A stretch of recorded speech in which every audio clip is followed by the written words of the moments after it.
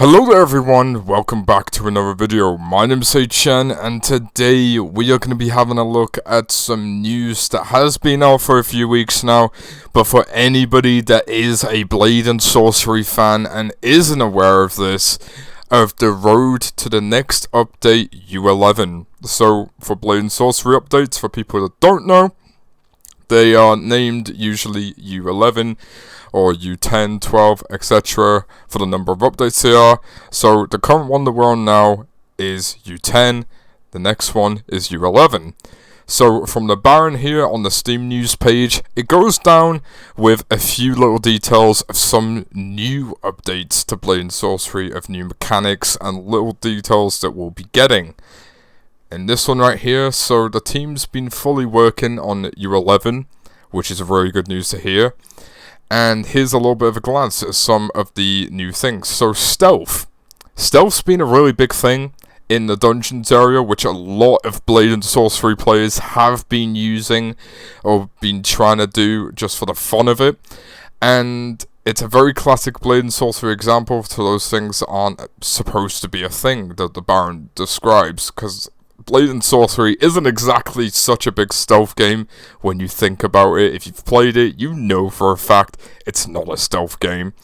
And here they're adding some big stealth improvements for the AI, so they now become more alert when they're being touched, and if a weapon or an object is thrown or dangled around in front of them with telekinesis, which is really cool to hear.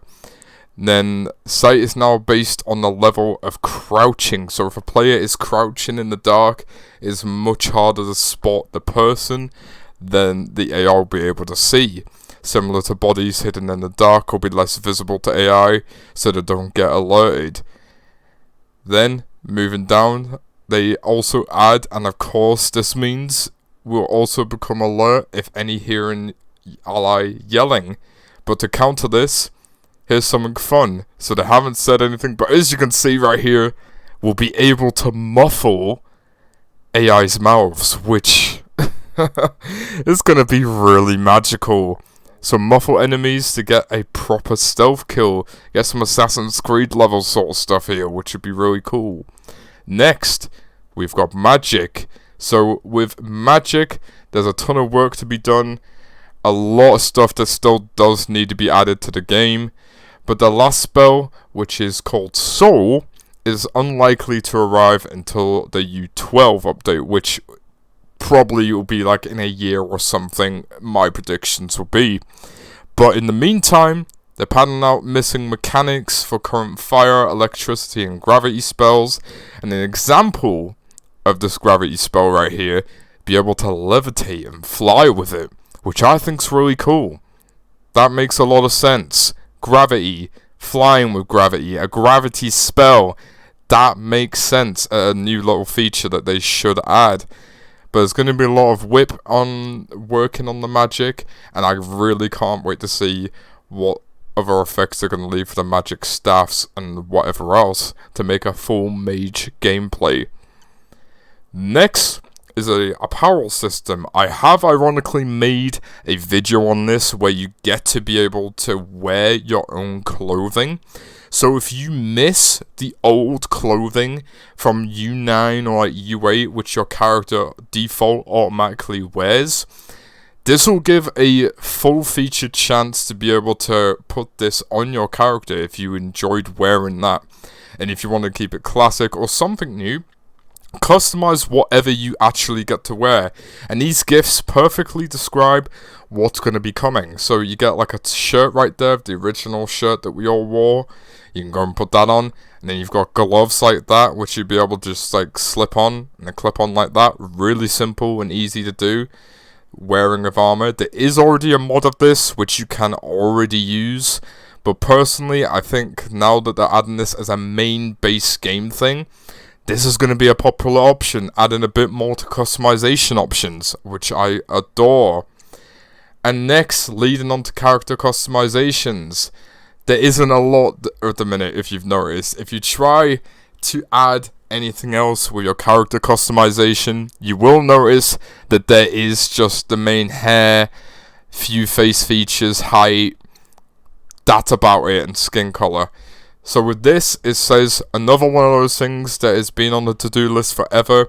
It's been lacking character customization options for the longest time, so that we redid the character system in U9.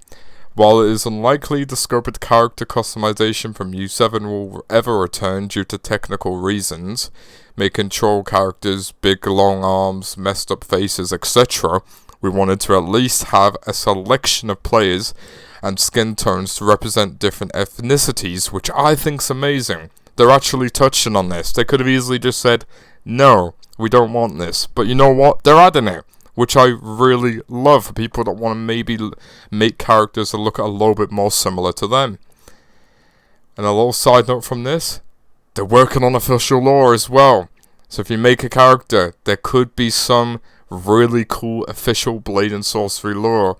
We're hoping to plot out a lot of fictional cultures and lands of the Blade and Sorcery universe, as well as faction stuff, which is gonna be so cool. You have heard me right before say this, that Blade and Sorcery will never have a story mode, but instead would likely lean towards some low-level lore, the kind that the player pieces together from the environment rather than a narrator that spoon feeds you. In this universe, the character is not the one where the world revolves around the player like so other many game tropes, but I digress. So it'll be really interesting getting to see a hidden lore behind the games that will be up to interpretations, so a lot of people could decide what they think of it. Then, a few of the last stuff, dungeon stuff, and inventory system.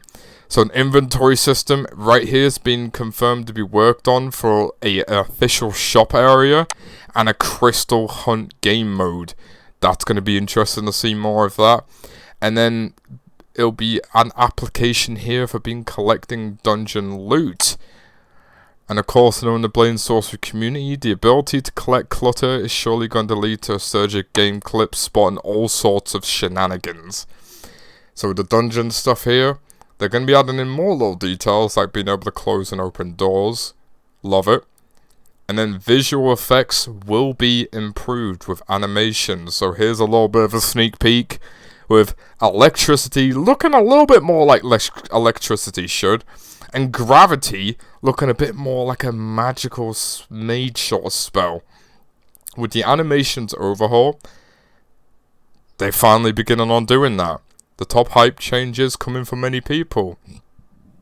So I'm delighted it's now underway. However, the huge undertakings has a lot to do, so I'm unsure exactly how little of the AO will be included in U11. So you might get some of it, might not get all of it.